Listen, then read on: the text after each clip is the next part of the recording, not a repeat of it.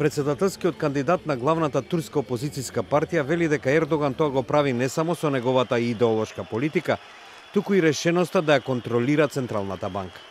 Мухарем Инче, кој се обидува да стави крај на власта на Ердоган на изборите во следниот месец, оценува дека Централната банка и другите економски институции мора да можат да работат независно. Ердоган деновиве изјави дека планира да преземе поголема контрола врз економијата по председателските и парламентарните избори на 24 јуни. Ваквите негови најави доведоа до рекорден пат на вредноста на лирата. Таа само годинава е намалена за 15% во однос на доларот.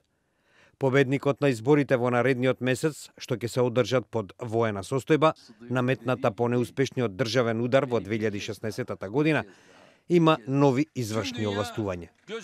Тие му се овозможени откако турците тесно ја одобрија реконструкцијата на уставот на референдумот во минатата година.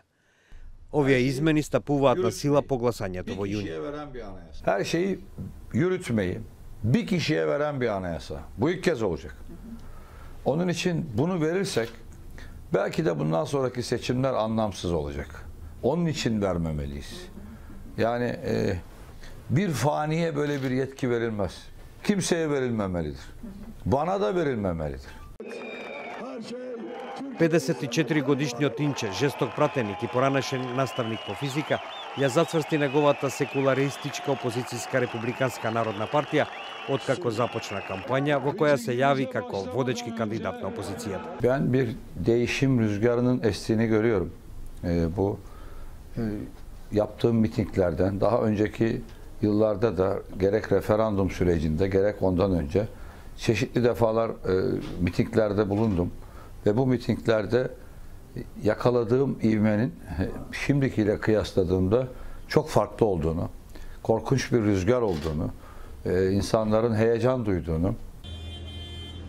Инаку најавите на Ердоган ги изголеми страхувањата во врска со финансиската стабилност на Турција.